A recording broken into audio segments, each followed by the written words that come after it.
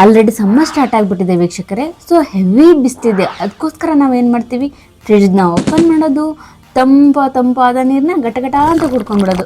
ಯಾಕಂದರೆ ಎಲ್ರಿಗೂ ಈ ಟೈಮಲ್ಲಿ ಹೆಚ್ಚು ದಾಹ ಆಗ್ತಿರುತ್ತಲ್ವ, ಅದಕ್ಕೋಸ್ಕರ. ಆದರೆ ಒಂದು ಪ್ರಶ್ನೆ, ಅತಿಯಾದ ತಂಪು ನೀರು ಕುಡಿಯೋದು ಬೆಸ್ಟಾ ಅಥವಾ ಅತಿಯಾದ ಬಿಸಿನೀರು ಕುಡಿಯೋದು ಬೆಸ್ಟಾ ಅಥವಾ ನಾರ್ಮಲ್ ವಾಟರ್ ಇಸ್ ಬೆಸ್ಟಾ ಅಂತ ನಾನು ಈ ವಿಡಿಯೋದಲ್ಲಿ ನಿಮಗೆ ತಿಳಿಸ್ಕೊಡ್ತೀನಿ. ಬನ್ನಿ. ಹಾಯ್, ನಮಸ್ತೆ ಎಲ್ರಿಗೂ. ನಾನು ನಿಮ್ಮ doctor Geeta, family physician. Welcome to our doctor Geeta Kannada YouTube channel. ಸಮ್ಮರಲ್ಲಿ ಯಾಕೆ ಹೆಚ್ಚು ದಾಹ ಆಗ್ತಿರುತ್ತೆ ಅಂದರೆ, ನಮಗೆ ನಮ್ಮ ಬಾಡಿಯಿಂದ ಸ್ವೆಟ್ ಹೊರ ಬರ್ತಾ ಇರುತ್ತಲ್ವ. ಸೊ ಅದರಿಂದ ಏನಾಗುತ್ತೆ, ನಮ್ಮ ದೇಹದಲ್ಲಿ ನೀರಿನ ಪ್ರಮಾಣ ಕಡಿಮೆ ಆಗಿಬಿಟ್ಟು ಅದರಿಂದ ತಲೆ ಸುತ್ತೋದಾಗಿರಲಿ, ತಲೆನೋವಾಗಿರಲಿ ಅಥವಾ ಡಿಹೈಡ್ರೇಷನ್ ಇಂತಹ ಸಮಸ್ಯೆಗಳನ್ನು ನಾವು ಎದುರಿಸಬೇಕಾಗುತ್ತೆ. ಹಾಗಾಗಿ ನಾವು ಈ ಸಮ್ಮರಲ್ಲಿ ನೀರು ಕುಡಿಯೋದು ಅತ್ಯಂತ ಮುಖ್ಯ ವೀಕ್ಷಕರೇ. ಏನಿಲ್ಲ ಅಂತಂದರೂ ಒಬ್ಬ ಮನುಷ್ಯ ಪ್ರತಿ ದಿನಕ್ಕೆ 3.5 ಇಂದ 4 ಲೀಟರ್ ಆದರೂ ನೀರನ್ನು ಕುಡಿಬೇಕು.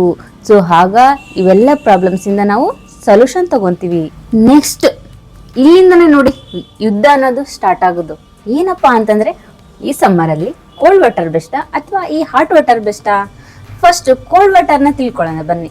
ಸೊ ನಿಮಗೆ ಫುಲ್ ದಾಹ ಆದಾಗ, ಅತಿ ಹೆಚ್ಚಾದ ಕೋಲ್ಡ್ ವಾಟರ್ ಕುಡಿದಾಗ ನಿಮ್ಮ ದೇಹದ ಉಷ್ಣಾಂಶ ಕಡಿಮೆ ಆಗುತ್ತೆ, ನಿಮಗೂ ಹಾಯಾಗಿ ಅನಿಸುತ್ತೆ.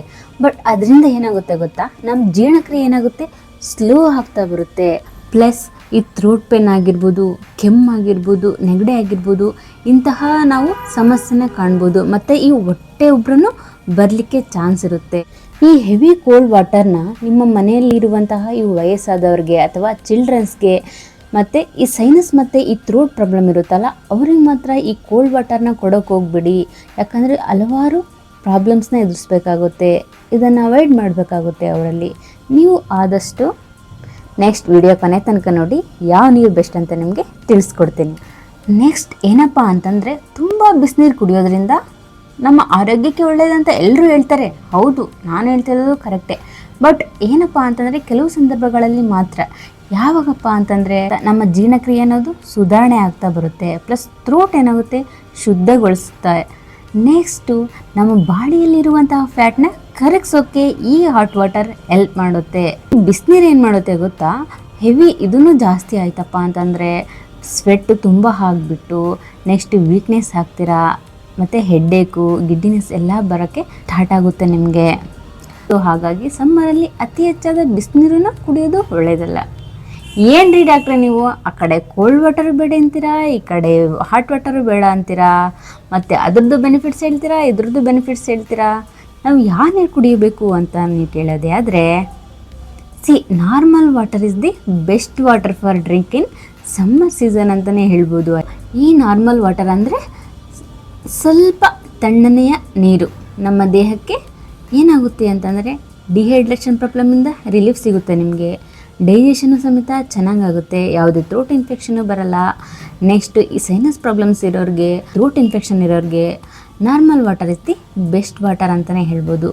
ಬಟ್ ತುಂಬ ಹುಷಾರಿಲ್ಲೋ ಟೈಮಲ್ಲಿ ಅನಿವಾರ್ಯ ಕುಡಿಬೇಕಾಗುತ್ತೆ. ಬಟ್ ನಾರ್ಮಲ್ ಪೀಪಲ್ ಅತಿಯಾದ ಬಿಸಿನೀರು ಬೇಡ, ಅತಿಯಾದ ಕೋಲ್ಡ್ ವಾಟರ್ ಬೇಡ, normal water is the best water ಅಂತಲೇ ಹೇಳ್ಬೋದು.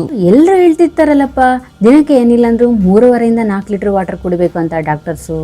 ಅದು ನಿಮ್ಗೆ ಕನ್ಫ್ಯೂಷನ್ ಇರುತ್ತಾ ಯಾವ ರೀತಿ ಕುಡಿಬೇಕಂತ, ಏನು ಅಥವಾ ಒಂದಿಟ್ಟಿಗೆ ಕುಡಿಬೇಕಂತ ಡೌಟ್ ಇದೆನಾ?